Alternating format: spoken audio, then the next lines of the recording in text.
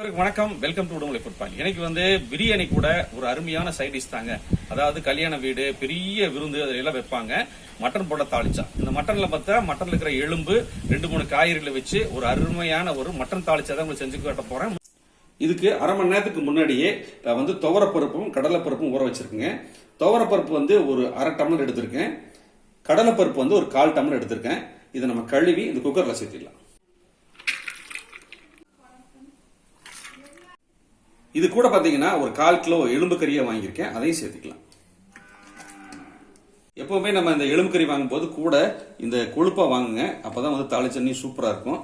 இப்ப இது கூட கொஞ்சமா இஞ்சி பூண்டு பேஸ்ட், கொஞ்சமா தண்ணி ஆட் பண்ணிக்கலாம், கொஞ்சமா உப்பு சேர்த்துக்கலாங்க. இப்ப தண்ணி எல்லாம் சேர்த்தியாச்சுங்க. இப்ப குக்கர் போட்டு மூடி வச்சிடலாம். இது ஒரு 4 விசில் வரட்டுங்க, அதுக்கப்புறம் பார்ப்போம்.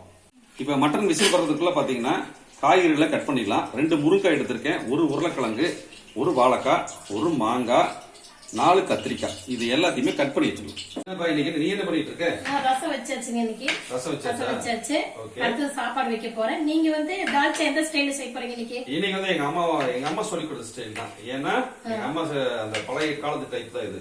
முஸ்லிம்ஸ் நிறைய செய்வாங்கல்ல, அந்த ஸ்டைல் எனக்கு சொல்லி கொடுத்துருக்கேன். அதை தான் நீங்க பண்ண போறேன். என்னென்ன காய் போட்டிருக்கீங்க?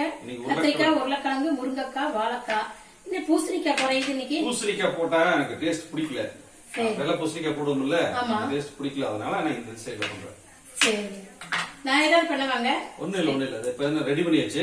அடுத்தது மட்டனை இறக்கி வச்சுட்டு நம்ம தாளிச்சிடலாம். புளி ஊத்த போறோமா இதுக்கு?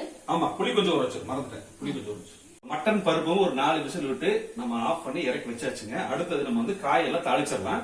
இப்போ ஒரு கடாய் அடுப்புல வச்சாச்சு. தேவையான அளவுக்கு எண்ணெய் ஊத்திக்கலாம். எங்க புளி போதுமான்னு பாருங்க. ஒரு எலுமிச்சம்பழம் சைஸ் எடுத்துருக்கேன். போதும். இந்த புளி போதும். ஊற வச்சிருக்கோம். கொஞ்சமா ஆயில் ஊத்திக்கலாங்க. தாளிச்சாக்கு வந்து எண்ணெய் கொஞ்சம் கம்மியா சேர்த்துக்கலாம். ஏன்னா மட்டன் போடுறதுனால அதுல கொழுப்பும் ஆட் பண்ணிருக்கோம். அதனால அளவா தான் எண்ணெய் ஊத்திருக்கேன். சோம்பு போட்டு தாளிச்சிடலாம். 1 டீஸ்பூன் சோம்பு சேர்த்துக்கலாம்.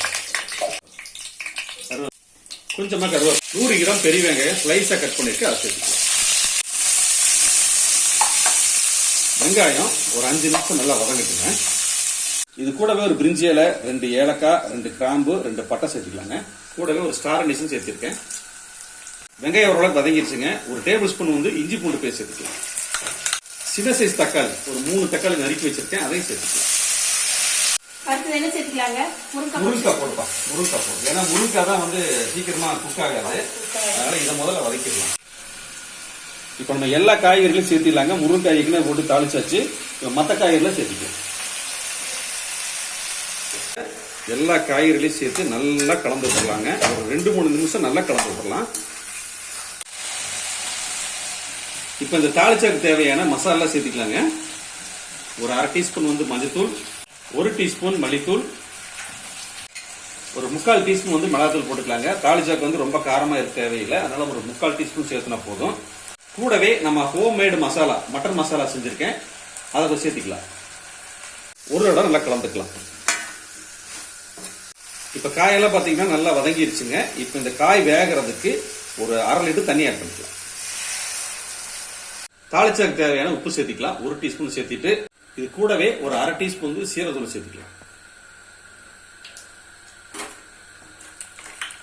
கலந்து விட்டுட்டு மூடி போட்டு ஒரு 10 நிமிஷம் கொதிக்க விடலாம். இப்ப நம்ம காய்கறிகள் எல்லாம் சேர்த்து ஒரு 10 நிமிஷம் ஆச்சுங்க. காய்கறிகள் நல்லா குக் ஆயிடுச்சு. ஒரு செக் பண்ணிக்கலாம். நல்லா குக் ஆயிடுச்சு. நம்ம ஏற்கனவே பாத்தீங்கன்னா கொஞ்சமா புளியெல்லாம் ஊற வச்சு ஒரு ஜூஸா எடுத்து வச்சிருக்கேன். கொஞ்சமா, இதுக்கு ரொம்ப புளி தேவையில்லை, கொஞ்சமா ஆட் பண்ணிக்கலாம் புளி தண்ணி. இது ஒரு தடவை நல்லா கலந்து விட்டுட்டு ஒரு 2 நிமிஷம் விட்டுறலாங்க. அதுக்கப்புறமா பருப்பு மட்டனும் சேர்த்துக்கலாம். நம்ம புளிக்கரசல் ஊற்றி ஒரு 2 நிமிஷம் ஆச்சுங்க. நல்லா கொதி வந்துருச்சு. புளியோட பச்சை வாசனையும் போயிடுச்சு. அடுத்தது பாத்தீங்கன்னா நம்ம ஏற்கனவே கடலைப்பருப்பு, துவரப்பருப்பு, எலும்பு கறியை நம்ம ஒரு 4 விசில் விட்டு இறக்கி வச்சிருப்போம், இது சேர்த்துக்கலாம். இப்ப இது எல்லாத்தையும் நல்லா கலந்துடலாங்க. ஃபைனலா நம்ம வந்து எலும்பு கறி, மட்டன், கடலைப்பருப்பு வேக வச்சு வச்சிருந்து பாத்தீங்களா, அதையும் சேர்த்தியாச்சுல.